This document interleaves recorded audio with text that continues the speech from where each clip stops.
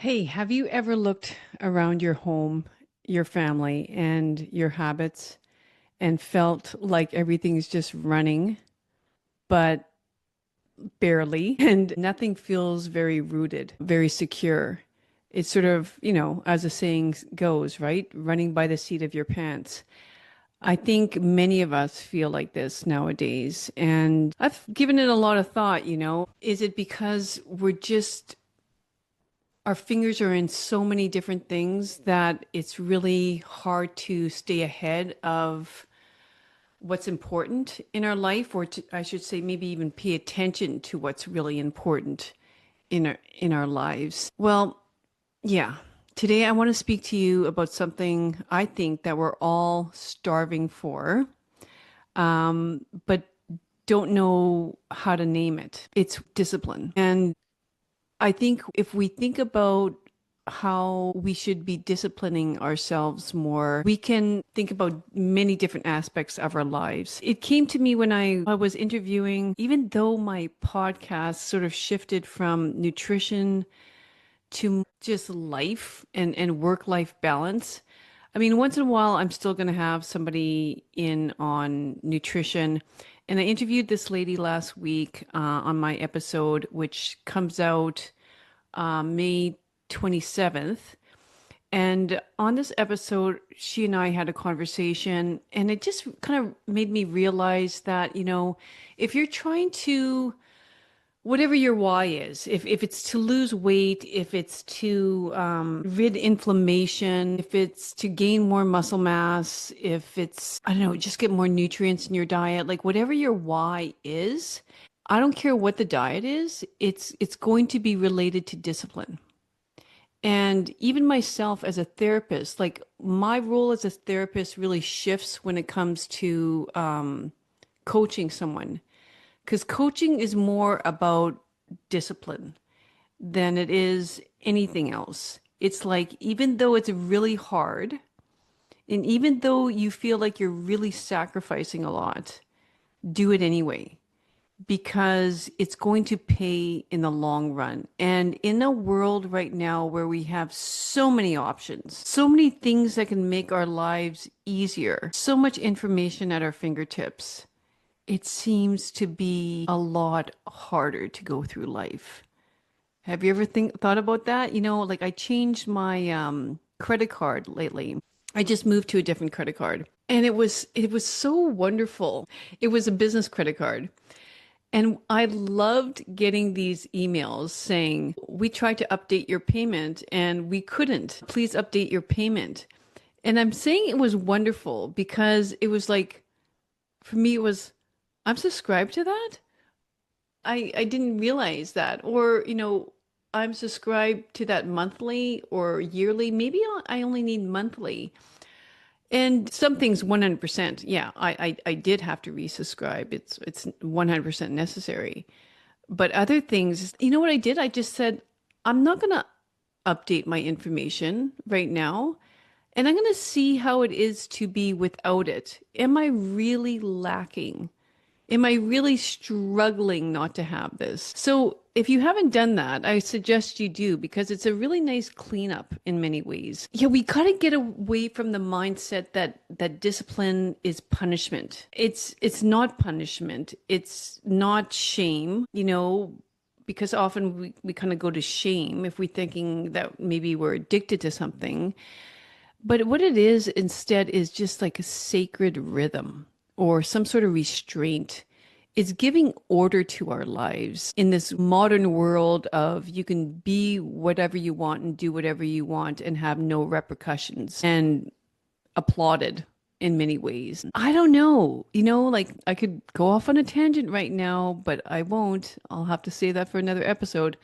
Anyway, yeah, we have everything right now, but in all that everything, there's no margins. At least that's how I feel. There's no guardrails in terms of like no order. And like, just like a body, let's say, is missing a nutrient, I feel like our homes are showing symptoms of emotional fragility or emotional irregulation, where people are blowing up in front of each other, or marriages breaking apart, or families breaking apart. A lot of resentment building up, a lot of addictions I'm seeing, and identity confusion. So, I think it's this myth of more. More is better. We've been taught to chase options. Like I said before, more subscriptions, more feelings, too much feelings, getting into our feelings way too much if you ask me. And striving for success. But the soul doesn't thrive on abundance. It actually thrives on boundaries. It thrives on sacrifices. We're not undisciplined because we're lazy. We're undisciplined because we've bought into the lie that ease equals happiness. Like, for example, let's talk about Ozempic and these miracle drugs for appetite. Instead of saying no to certain foods that we shouldn't be eating, let's use this drug instead. And I know maybe some of you are listening and you see what it's done for you or your relative, but what these drugs are treating isn't actually hunger. It's our fear of discomfort. We want the body without the effort, the peace without the actual practice of giving something up. And just as these drugs dull the appetite, food companies sharpen their hooks at the same time. Like, do you not realize that's what's going to happen? The more of these miracle drugs that come out on the market, the more these food companies that are so skilled in engineering our foods to be hyper palatable and addictive, the more they're going to sharpen their hooks on us. And it's going to be a war of extremes. And whereas what it should be is somewhere in the middle. That's what I always say. Stick to the middle. Stick to the meat of the matter, that we need to enjoy life and take pleasure in our food. And we also need to be disciplined. I think more or less what we're seeing now is discipline is becoming the only casualty to this. And this is so true in terms of our emotional and spiritual hunger as well. We mute all these cravings in the body and we chase them. We chase them in the soul. Where we know that we're missing something. So we could be searching through our kitchen cupboards, or we could be grossly online shopping or scrolling through social media, divorcing, numbing our bodies from this craving in our souls. We're desperate for meaning, but we're avoiding the means of getting there, which is suffering, restraint, of our cravings, our desires, which just boils down to sacrificing more. Sacrificing our time for another person, sacrificing our abilities like for another person, whether that's through physical work, mental work, giving more. So yeah, like we have to remember that love isn't a feeling. It's an act. Marriages don't fail from lack of love. They fail from a culture that told us love should always feel good. I nearly lost my marriage years ago because I didn't understand this. I thought I should be happy. My friends were telling me you deserve to be happy. And they're very caring friends. I love them to death. But it's not always about being happy, and I just felt like I could figure this out myself. I could do it by myself. I wore independence like an armor. Very proud of my independence. So yeah, like, I mean, when things get tough, it's so easy to villainize the other person. If you know me, if you watch my channel for a while, like, I mean, to me, like St. Paul is my hero in what he wrote nearing the end of his life. And he said, I fought the good fight. I finished the race and I kept the faith. He didn't say feel the good feelings. He said fight the good fight. So I think we need to reframe discipline as a form of love. You're loving your body by saying no to the donut.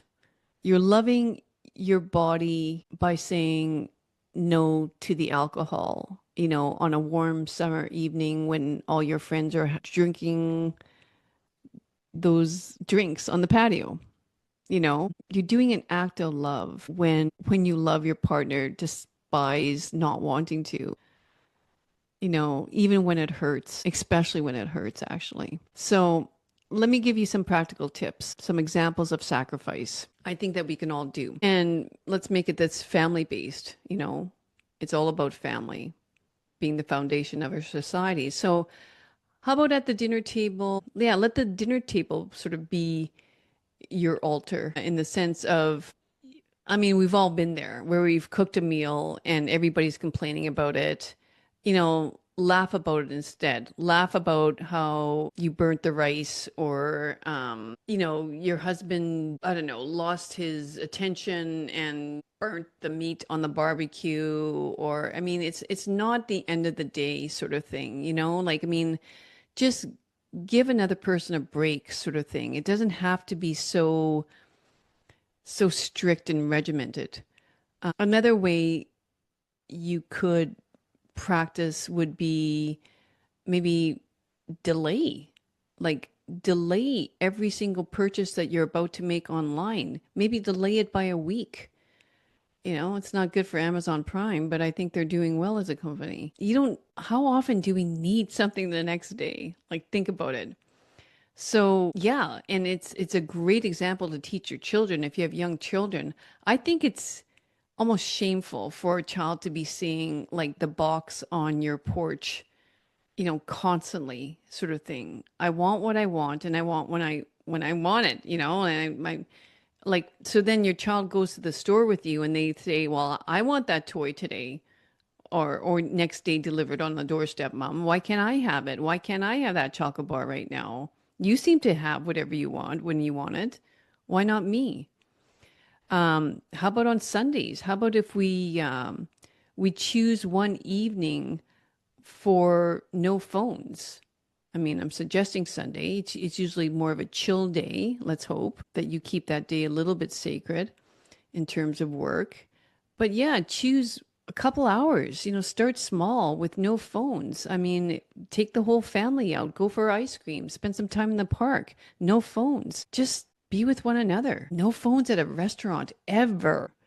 And then maybe throw in a little surprise acts of love. Have every person in the house do something unasked. You know, I know this family member needs this. Maybe I'll do it without them asking. It's so many different opportunities during the day when you think about it. So, yeah. And then there's no scoreboard. You don't come back and say, well, you didn't do this for me.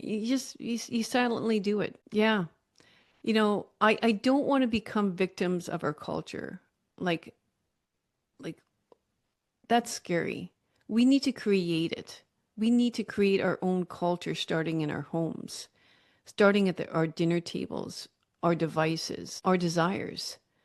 Um, there's a lot of great works by C.S. Lewis, right? But he said the Christian is part of a resistance movement. Like to be Christian is part of a resistant movement.